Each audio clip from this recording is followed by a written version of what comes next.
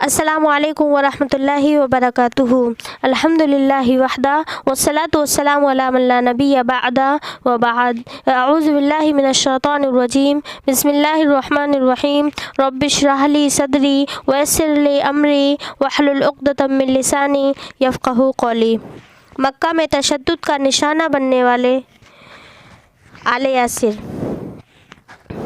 یاسر، یہ خاندان تاریخ اسلام میں بدترین تشدد برداشت کرنے والے مظلومین میں ضرب المثل کی حیثیت اختیار کر گیا۔ بنو مخزوم تپتی دوپہر میں ان بیچاروں کو نکال کر لے جاتے اور مکہ کے آگ بنے ہوئے پتھروں پر لٹا کر انہیں ہولناک تشدد کا نشانہ بناتے۔ ایک دن رسول صلی اللہ علیہ وسلم ان کے پاس سے گزرے، اس وقت ان پر تشدد کیا جا رہا تھا۔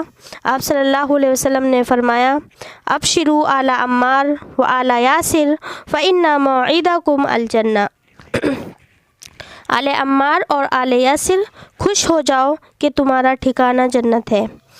اس خاندان سے خصوصاً اور اہل اسلام میں سے عموماً سب سے پہلی شہید ہونے والی شخصیت عمار رضی اللہ تعالیٰ عنہ کی والدہ سمیہ خبات رضی اللہ تعالیٰ عنہ تھیں۔ ابو جہل لعین نے ان کی شرمگاہ میں نیزہ یا برچھا مارا۔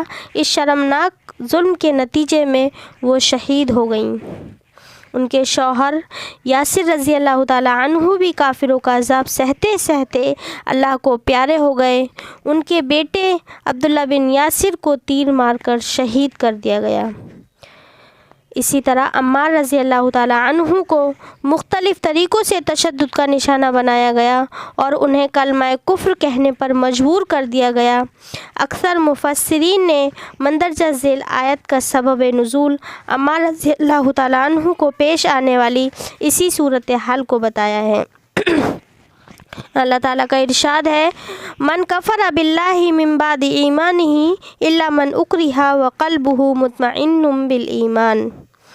جو شخص اللہ کے ساتھ کفر کرے اپنے ایمان کے بعد سوائے اس کے کہ جسے مجبور کیا جائے اور اس کا دل ایمان پر مطمئن ہو۔